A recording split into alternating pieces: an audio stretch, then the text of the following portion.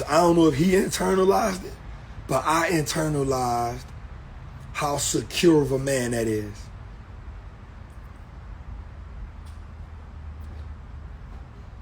I realized it. I said, say, brother. I said, you're a remarkable brother, man. He said, man, I ain't even know who you was, man, until my wife told me. He said, and the first time I heard you, I was like, he said, it caught me off guard. And then as I listened to you, I was like, oh, he know what he talking about. And he was like, bro, my wife done bought so much of your stuff. She making us money. He said, she making us money off what you taught her. He said, not only that, but she taking up other trading. He said she made money from your options class, your fundamental class. She taking trading. He said, because he was in the Marines. And he said,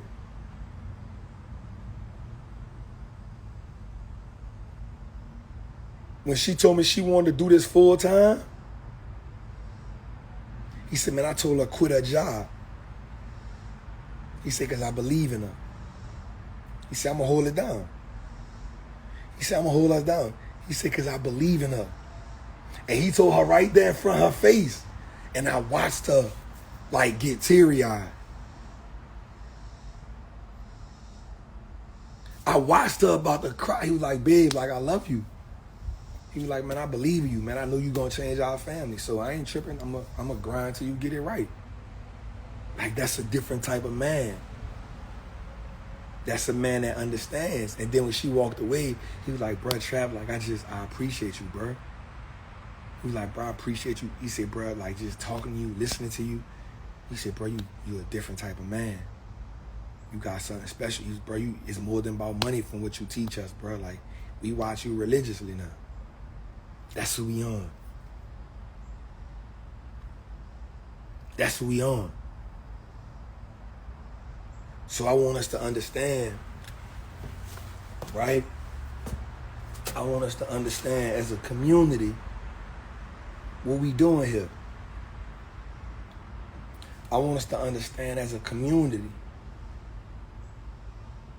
right? I want us to understand as a community, where we at. I want us to understand as a community what we deserve. Right? I want us to understand as a community of people, right, what we are, who we are, and whose we are. If we made in the image of likeness, of greatness, why do we have such a large capacity for mediocrity? If we made in the image and likeness of something immaculate, why do we got to use tolerance for setting the bar low? If we made and we composed of so much divine intelligence, why are we not expecting anything other than that? You feel me? You feel me? Like, we got to start understanding who we are, what we are, whose we are.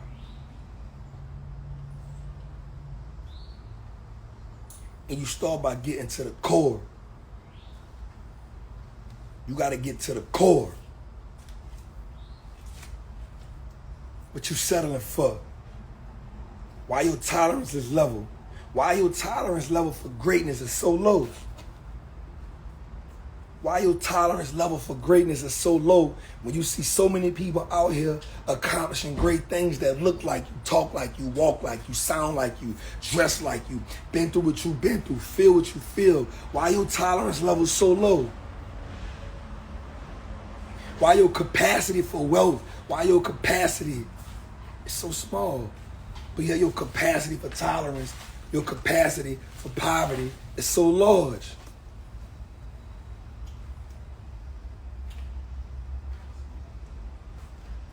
If you see Trap doing something, you could do it.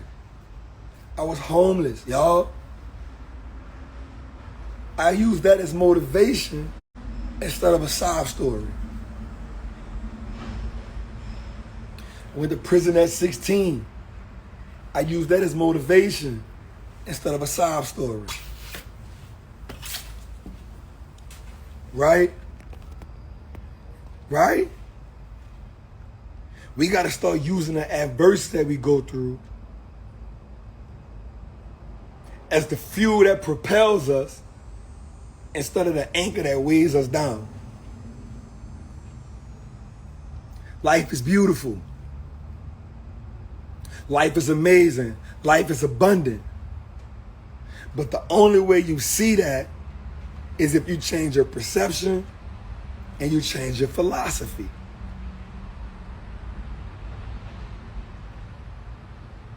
If you wake up every day and you ask yourself, how can I be 1% better? How can I compound my greatness every day? No matter what you're doing. If you're a janitor, clean the floors better than anybody. If you're a dishwasher, clean the dishes better than anybody. If you're a preacher, preach better than anybody. But do it with integrity. Do it with honor. Do it because your right now is only a small portion of what your future gonna be. If you get 1% better every day, you're talking about 365% change. There's no better investment than you. There's no better investment than you. There's no better investment in this world than you. You might gamble on some stocks here and there. I hope you don't. You might gamble on a football game or a basketball game here and there. But don't gamble on you. Make the investment in you. And when you bet on you, bet heavy on you. Say that again.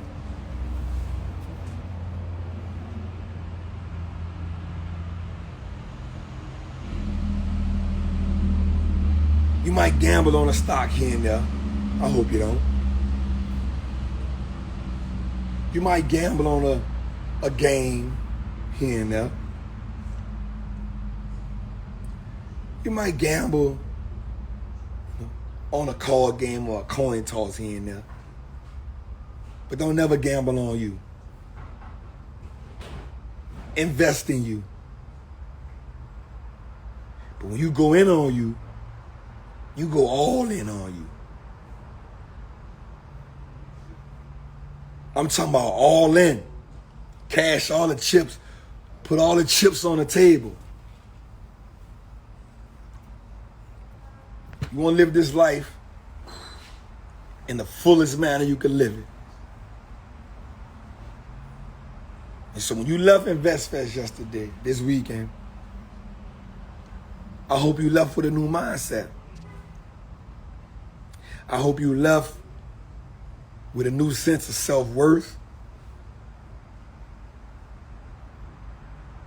I hope you left knowing what you deserve. And I hope you left identifying your greatness. Somebody say, why haven't I DM'd them back? Yo, I got 1,000 DMs, yo. I answer about 50 a day.